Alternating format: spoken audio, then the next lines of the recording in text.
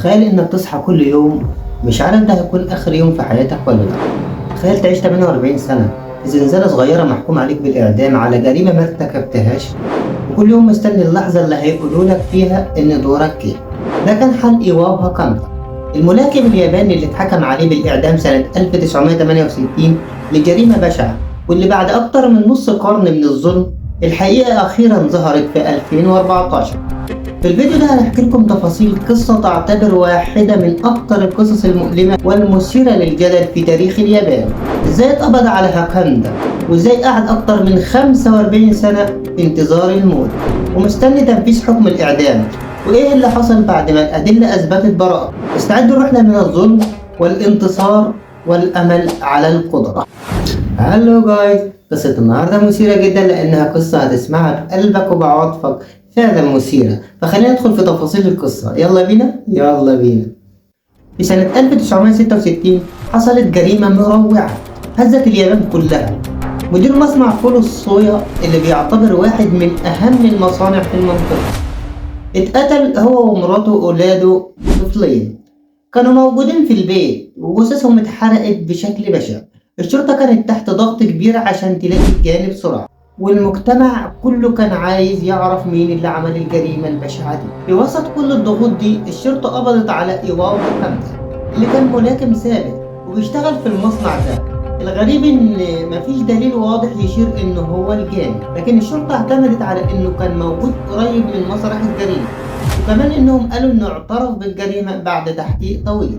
بعد القبض عليه هاكامدا اتحط في ظروف صعبة جدا خلال التحقيقات. المحققين ضغطوا عليه لمدة طويلة جدا ودون راحة، ودايما كانوا بيهددوه انه لو ما اعترفش هيبقى مصيره أسوأ بكتير. بعد 20 يوم من الضغط النفسي والتعذيب هاكامدا انهار واعترف بالجريمة رغم انه ما ارتكبهاش.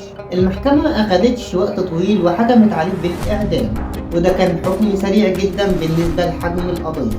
خلال المحاكمة دفاعه حاول يوضح ان في حاجات كتيرة غلط في الادلة اللي الشرطة جابتها، وان هاكامدا كان تحت ضغط نفسي رهيب، لكن المحكمة ما سمعتش الكلام ده وأصدرت الحكم. تخيل إن هاكامدا ده فضل محبوس في زنزانة الإعدام أكتر من 45 سنة، عايش بين الحياة والموت كل يوم، لأن في اليابان اللي محكوم عليهم بالإعدام ما بيعرفوش ميعاد تنفيذ الحكم، فممكن يجي في أي يوم. ده طبعا سبب لمعاناة نفسية وجسدية رهيبة. ومع مرور الوقت المحامين بتوعه وأخته اللي كانت مؤمنة ببراءته فضلوا يحاولوا يفتحوا القضية من جديد.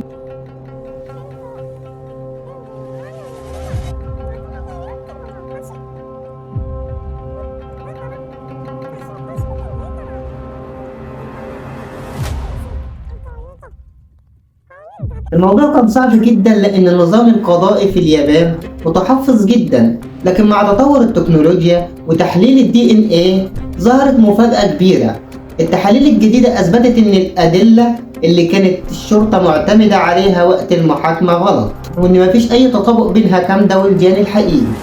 المفاجأة دي كانت بداية لقلب القضية تماما. المحامين قدموا طلب للمحكمة لإعادة المحاكمة بناء على الأدلة الجديدة، وفي 2014 بعد 48 سنة من الظلم المحكمة وافقت على الإفراج عن هاكامدا بشكل مؤقت لحد ما تنتهي التحقيقات.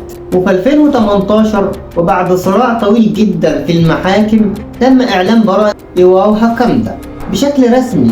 ده كان يوم تاريخي مش بس ليه ولعيلته، لكن لكل اللي كانوا بيتابعوا القضية دي. هاكامدا خرج من السجن بعد ما قعد أكتر من نص عمره جواه، لكن للأسف خرج وهو شخص مختلف تماما. الصدمة النفسية اللي عاشها خلته يعاني من مشاكل عقلية وصحية كتيرة جدا. قصة إيواو هاكامدا مش مجرد حكاية عن شخص بريء اتظلم، دي قصة عن قوة الإرادة والأمل في أصعب اللحظات. رغم إنه قضى أكتر من نص حياته في الزنزانة مستني الموت، إلا إن الحقيقة دايما بتظهر مهما طال الوقت. هاكامدا خرج أخيرا بريء بعد 48 سنة من المعاناة، لكنه خرج إنسان تاني، شخص اتحطم بسبب نظام قضائي ظلم وضغط نفسي غير إنساني. القضية دي بتفكرنا كلنا إن العدالة مش بس مجرد كلمة، وإن الظلم ممكن يغير حياة إنسان للأبد. النهاردة إيواو هاكامدا بقى رمز للنضال ضد أخطاء القضاء وذكرى حية لكل اللي بيؤمنوا إن الحقيقة دايما بتنتصر في النهاية. لو عجبكم الفيديو ده وعايزين تشوفوا اكتر من قصص تانية مليانة غموض واثارة وجرائم وقتل، قصص بوليسية ظلم وانتصار، ما تنساش تعمل لايك وتشترك في القناة وتفعل الجرس عشان توصلك كل الحلقات الجديدة. أنا معكم محمود رمضان من قناتكم مدينة العجائب، ونشوفكم في القصة الجاية. سلام.